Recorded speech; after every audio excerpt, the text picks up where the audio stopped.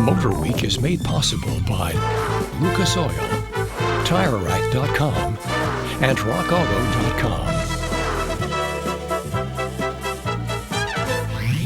You know, there just doesn't seem to be any end to the popularity of the minivan.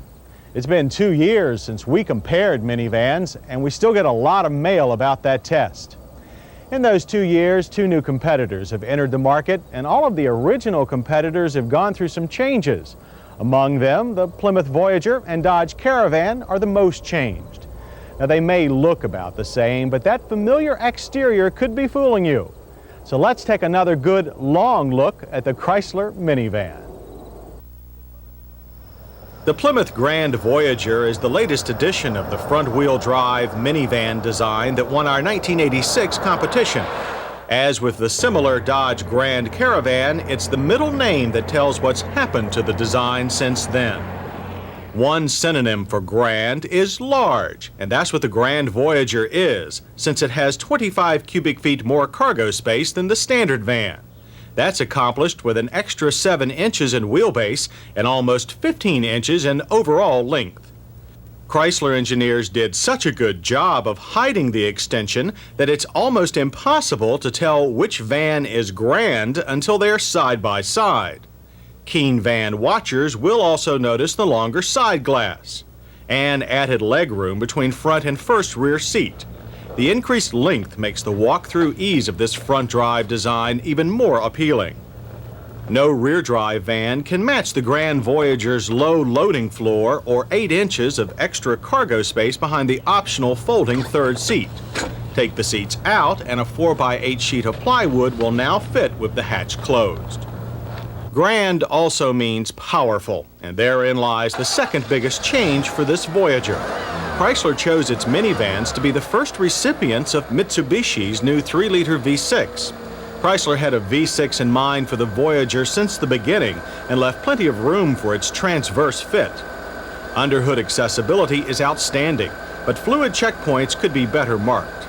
The overhead cam multi-port injected engine puts out 31% more horsepower and 18% more torque than last year's largest 4-cylinder. That 136 horsepower and 168 pound-feet of torque also means a big increase in towing capacity. 2,750 pounds for the standard Voyager and a full 2 tons for the Grand. But since most minivans see normal duty more lightly loaded, it's off to our test track for the fastest runs. The V6 Grand Voyager managed a 0 to 60 of 12.1 seconds, 2.5 seconds better than before. One of the things we liked most about our first Voyager was how well it handled compared to other vans and mini cars. Does the extra length lower our esteem? Well, yes, but with qualifications. The Grand Voyager's suspension is now slower to react to repetitive turns. There is more wheel hop during transitions from one direction to another. Front-end plow and body roll are as substantial as before. But also as before, there's obedient tracking of the rear wheels in fast turns and ease of control in emergency situations. So despite a downgrade in handling, the Grand Voyager still handles more like a normal passenger car than other small vans. Only the standard length Voyager design is better, something that's important to the many first-time van buyers who will opt for this vehicle.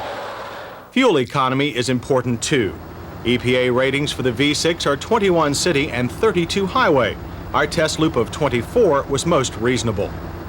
Brakes also seem to have suffered in the Voyager's growth process. With the same size disc and linings, stops from 55 were 25% longer than before at 138 feet.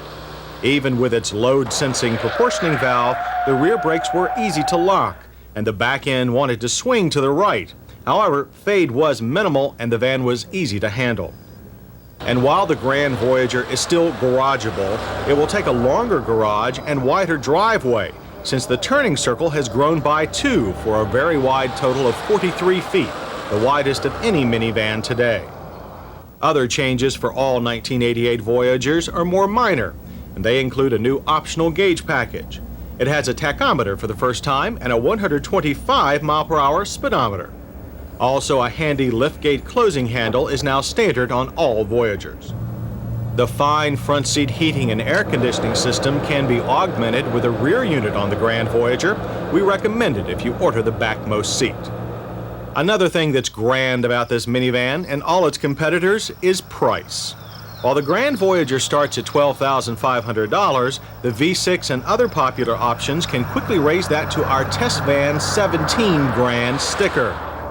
But our list of hits for the Grand Voyager is long anyway. We like the extra room inside, styling that carefully hides its body extension, and strong V6 power. We also like its front-wheel drive traction and passenger car handling. Misses include a downgrading in braking performance from the standard Voyager and an excessively wide turning circle. As for its competition, Ford's Aerostar does not yet offer the Grand Voyager's extended length, although it will next year. The Aerostar also lacks popular front-wheel drive, but it does have a quieter, smoother highway ride. The most significant import competitor is the Toyota van. It doesn't handle as well as the Grand Voyager, and it also lacks front-wheel drive. But it does offer a four-wheel drive option that the Grand Voyager can't. 2 years and lots of changes later, it's still clear. For buyers who want all the convenience of a large station wagon and an easier-to-drive minivan package, the Plymouth Voyager, regular or grand, is still our winner.